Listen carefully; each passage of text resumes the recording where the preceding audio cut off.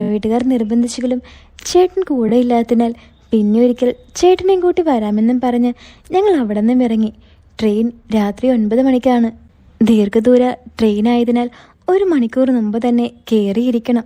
ഏടത്തി ഒരു മാക്സിയും ഒരു ചുരിദാറും സ്റ്റേഷനിൽ പുറത്തുള്ള ഒരു ടെക്സ്റ്റൈൽ ഷോപ്പിൽ നിന്നും വാങ്ങി. ഇനി ഞങ്ങളുടെ കയ്യിലാകെ 1000 രൂപയെ കാണും.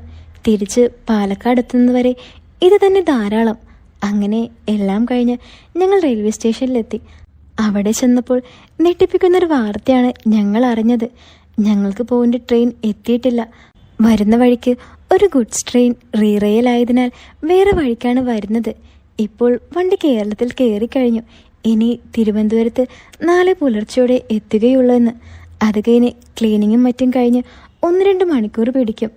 എന്തായാലും നാളെ രാവിലെ 7 മണിക്ക് മുമ്പ് പുറപ്പെടാൻ യാതൊരു സാധ്യതയുമില്ല. ആ വണ്ടിക്ക് പോകേണ്ട കുറേ യാത്രക്കാർ ലഗേജും മറ്റുമായി വെയിറ്റിംഗ് റൂം കൈയടക്കിയിരുന്നു. ഇനി പ്ലാറ്റ്ഫോമിൽ കുത്തിയിരുന്ന് രാത്രി മുഴുവൻ കഴിച്ചു കൂട്ടണം. പകൽ മുഴുവൻ ഓടി നടപ്പ് കാരണം ഒന്ന് നടുവ് നിവർത്തണമെന്നായിരുന്നു ഞങ്ങൾ ഇരുവരുടെയും ആഗ്രഹം. ഇനി എന്ത് ചെയ്യുമെന്നറിയാതെ ഞങ്ങൾ വലഞ്ഞു. കയ്യിലുള്ള പണം 2 റൂം എടുക്കാൻ തികയില്ല. അക്കാലത്ത് സ്മാർട്ട് ഫോണുകൾ അധികം ആരുടെയും കയ്യിലില്ലാത്തതിനാൽ ഇപ്പോഴത്തെ പോലെ മൊബൈൽ ഫോണിലൂടെ പണം ട്രാൻസ്ഫർ ചെയ്യാനുള്ള സൗകര്യവുമില്ല. ആകാശമാകെ കറുത്തിരുണ്ടിരിക്കുന്നു. വേനൽ മഴ തുടങ്ങാൻ പോവുകയാണെന്ന് തോന്നുന്നു.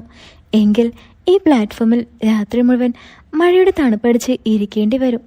എന്തായാലും രാത്രി ട്രെയിൻ പുറപ്പെടാത്ത കാരണം ഞങ്ങൾ ചേച്ചിയുടെ ഫ്രണ്ടിൻ്റെ വീട്ടിലേക്ക് തന്നെ തിരിച്ചു പോവാണെന്ന് ചേട്ടനെ വിളിച്ച് പറഞ്ഞു. പ്ലാറ്റ്ഫോമിൽ ഇരിക്കുകയാണെന്ന് കേട്ട് അവർ ടെൻഷൻ അടിക്കരുതല്ലോ. ഇനി നാളെ വൈകിട്ട് പാലക്കാട് സ്റ്റേഷനിൽ കാറുമായി എത്തിയാൽ മതിയെന്നും പറഞ്ഞു. കിച്ചുവിന് വലുതും കഴിക്കാൻ തോന്നുന്നുണ്ടോടാ? എനിക്ക് കല്യാണ സദ്യ ഇനിയും ദഹിച്ചിട്ടില്ല, ഏട്ടത്തി എന്നോട് പറഞ്ഞു. ഏയ്, എനിക്ക് വിശക്കുന്നില്ല. പക്ഷേ ഒരു ചായ കിട്ടിയാൽ കുടിക്കാമായിരുന്നു. ആണോ? എങ്കിൽ വാടാ, നമുക്ക് പോയി ഒരു ചായ കുടിച്ചിട്ട് വരാം, ഏട്ടത്തി പറഞ്ഞു. ഞങ്ങൾ സ്റ്റേഷന് പുറത്തേക്ക് നടന്നു. ഹോട്ടലുകളിലെല്ലാം അത്താഴം കഴിക്കുന്നവരുടെ തിരക്കായിരുന്നു. ചായ കിട്ടാൻ വഴിയില്ല. ഒടുവിൽ ഒരിടവഴിയിൽ ഒരു ചായക്കട കണ്ടുപിടിച്ചു. അവിടെ കടക്കാരനും ചായ കുടിക്കാൻ വരുന്നവർക്കും ഇരിക്കാനായി 4-5 മേശയും കസേരയും മാത്രം ഉണ്ടായിരുന്നുള്ളൂ. ഞങ്ങൾ കടുപ്പത്തിലൊരു ചായ ഓർഡർ ചെയ്ത് കല്യാണത്തിൻ്റെ വിശേഷങ്ങൾ സംസാരിച്ചിരുന്നു. നിങ്ങൾ എവിടെന്നാ വരുന്നേ? തൃശ്ശൂരോ പാലക്കാടോ? ചായ കൊണ്ടുവന്ന് വെച്ച് കടക്കാരൻ ചോദിച്ചു. പാലക്കാട്. എന്താ? ആണോ? ഞാൻ ജനിച്ചതും വളർന്നതുമൊക്കെ പാലക്കാടാണ്. ചെറുപ്പത്തിലെ നാട് വിട്ട് ഇപ്പോൾ ഇവിടെ കുടുംബമായി താമസിക്കുന്നു. അല്ല, ഇനി തിരിച്ചു പോകുന്നത് എപ്പോഴാ? അയാൾ ചോദിച്ചു. ഞങ്ങൾ ഇന്ന് രാത്രിയിലെ വണ്ടിക്ക് സീറ്റ് റിസർവ് ചെയ്തിരുന്നു. പക്ഷേ വണ്ടി നാളെ പുലർച്ചയ്ക്ക് എത്തുമെന്ന് അറിയിച്ചിരിക്കുന്നത്. ആണോ? അതുവരെ ഇപ്പോൾ എന്ത് ചെയ്യും? അയാൾ ചോദിച്ചു. സ്റ്റേഷനിലിരിക്കാതെ വേറെ വഴിയൊന്നുമില്ല, ഞാൻ പറഞ്ഞു. എങ്കിൽ ഞാനൊരു കാര്യം പറയാം. ഈ കടയുടെ മുകളിൽ എൻ്റെ ഒരു മുറിയുണ്ട്. പകൽ സമയം ഞാൻ ഉറങ്ങുന്ന മുറിയാണ്. ഇവിടെ രാത്രി മാത്രമേ കാര്യമായിട്ട് കച്ചവടം ഉണ്ടാവൂ. മറ്റു ഹോട്ടലിലൊക്കെ അടച്ചതിന് ശേഷം മാത്രം. അപ്പോൾ രാത്രി മുഴുവൻ ഞാൻ ഇവിടെ ഇരിക്കും. പകൽ സമയം മുഴുവൻ ഭാര്യയാണ് കട നോക്കുക. നിങ്ങൾക്ക് വിരോധമില്ലെങ്കിൽ ഇന്ന് രാത്രി അവിടെ കഴിച്ചു കൂട്ടാം. മിക്കവാറും ദിവസം ഇവിടെ ആരെങ്കിലുമൊക്കെ താമസിക്കാനുണ്ടാവും. സ്റ്റേഷനിൽ രാത്രി മുഴുവൻ മഴയുടെ തണുപ്പടിച്ച് ഇരിക്കുന്നതിലും നല്ലതാണല്ലോ. കയറി നോക്കിയിട്ട് പറ്റുമെങ്കിൽ താമസിച്ചാൽ മതി, അല്ലെങ്കിൽ വേറെ ആരെങ്കിലും വരും. അതൊരു നല്ല കാര്യമാണെന്ന് ഏട്ടത്തെ അഭിപ്രായപ്പെട്ടു. കടയുടെ ഉള്ളിൽ നിന്നും മുകളിലേക്കുള്ള മരക്കോണി വഴി ഞങ്ങൾ മുറിയിൽ പ്രവേശിച്ചു. സാമാന്യം വലിപ്പമുള്ള മുറിയാണ്. മുറിയിൽ 2 പേർക്ക് കിടക്കാനുള്ള ഒരു കട്ടിലുമുണ്ട്. അതിൽ പായയും തലയണയും ബെഡ്ഷീറ്റും ഉണ്ടായിരുന്നു. അതൊക്കെ കടക്കാരൻ ഉപയോഗിക്കുന്നതാവും. മുറിയോട് ചേർന്ന് ഒരു കുളിമുറിയുണ്ട്. അധികം വൃത്തികേടൊന്നുമില്ല. ഏതാനും മണിക്കൂറുകൾ കഴിച്ചുകൂട്ടാൻ ഇത് തന്നെ ധാരാളം. എന്തു പറയുന്നു? ഞാൻ ഏട്ടത്തിയോട് ചോദിച്ചു. ഇന്നത്തെ രാത്രിക്ക് ഇത് ധാരാളം. ആണോ? എങ്കിൽ ഞാൻ താഴെ പോയി കടക്കാരോട് വാടകയുടെ കാര്യമെല്ലാം സംസാരിച്ചിട്ട് വരാം. ഞാൻ കോണി വഴി ഇറങ്ങി താഴേക്ക് ചെന്നു. എന്താ സാറേ, മുറി ഇഷ്ടപ്പെട്ടോ? അയാൾ ചോദിച്ചു. ആ, ഇഷ്ടപ്പെട്ടു. എല്ലാ സൗകര്യങ്ങളുമുണ്ട്. ഇത് തന്നെ ധാരാളം. ഇതിന് എന്താ വാടക? ഞാൻ സാധാരണയായി ഒരാൾക്ക് ഇത് കൊടുക്കാറുള്ളൂ.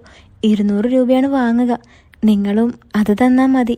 2 ആളുണ്ടെന്ന് വെച്ച് കൂടുതലൊന്നും വേണ്ട. ഒന്നുമില്ലെങ്കിലും നമ്മളൊരു നാട്ടുകാരല്ലേ. പിന്നെ പുതിയതായി കല്യാണം കഴിഞ്ഞതായിരിക്കും അല്ലേ?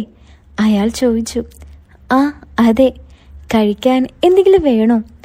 ഏയ് വേണ്ട, ഒരു കുപ്പി വെള്ളം തന്നാൽ മതി. എങ്കിൽ സാറ് പോയി കിടന്ന് ഉറങ്ങിക്കോളൂ. ഞാൻ രാവിലെ 5 മണിക്ക് വന്ന് വിളിക്കാം.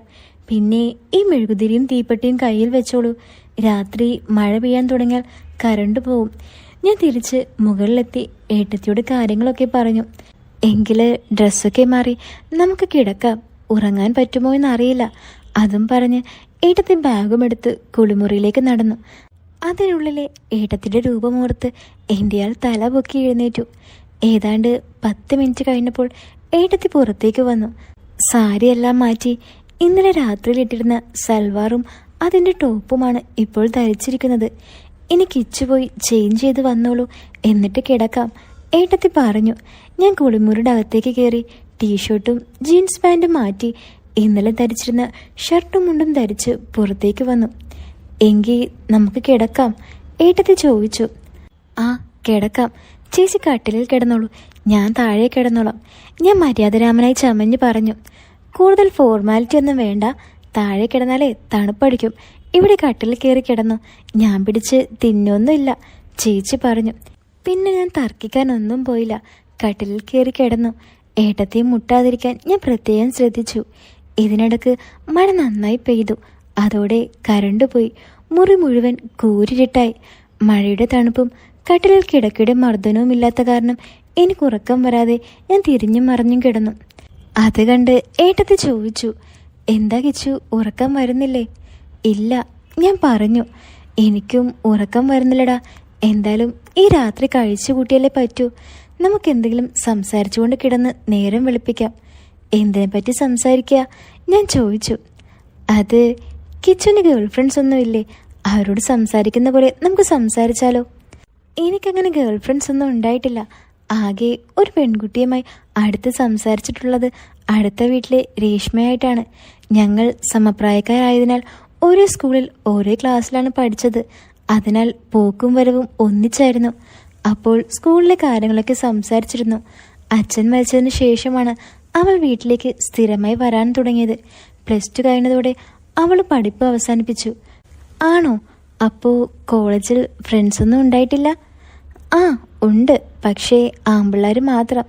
അവരോട് സംസാരിക്കുന്ന സബ്ജക്റ്റ് ഇവിടെ പറയാൻ പറ്റില്ലല്ലോ. അതെന്താ? അത് അവർ സംസാരിക്കുന്നത് പൊതുവെ പെൺപിള്ളേരെ പറ്റി ആയിരിക്കും. അപ്പോൾ അതിൽ എരിവും പുളിയും ബാക്കി കാര്യങ്ങളൊക്കെ വരും. എന്ന് വെച്ചാ അത് തന്നെ. സാരില്ല, നീ അതൊക്കെ പറഞ്ഞു. നമ്മളിന്നിവിടെ ഒരു മുറിയിൽ താമസിക്കുന്നത് ഒരിക്കലും മറ്റാരും അറിയാൻ പോകുന്നില്ല. അപ്പോൾ പിന്നെ ആ കൂട്ടത്തിൽ നമ്മുടെ സംസാരവും ആരും അറിയാൻ പോകുന്നില്ല. എനിക്ക് കേൾക്കാൻ വിരോധമില്ല, ഏട്ടത്തി പറഞ്ഞു തുടങ്ങിയാൽ ഇടയ്ക്കൊക്കെ നോൺ വെജ് വാക്കുകൾ കടന്നു വന്നേക്കും. വിരോധമുണ്ടോ? ഞാൻ ചോദിച്ചു. ഇല്ലെന്നേ. എനിക്ക് ഒരുപാട് സന്തോഷമായി. ഏട്ടത്തി മനസ്സ് തുറന്ന് സംസാരിക്കാൻ പറഞ്ഞിരിക്കുന്നു. ഇവിടെ വെച്ച് ഒരു പുതിയ തുടക്കം കുറിക്കാമെന്ന് ഞാൻ മനസ്സിൽ വിചാരിച്ചു. ഈ കഥയുടെ സെക്കൻഡ് പാർട്ട് ഞാൻ ഉടൻ തന്നെ ഇടുന്നതായിരിക്കും കേട്ടോ. അപ്പോൾ എല്ലാവരും കാത്തിരിക്കാം.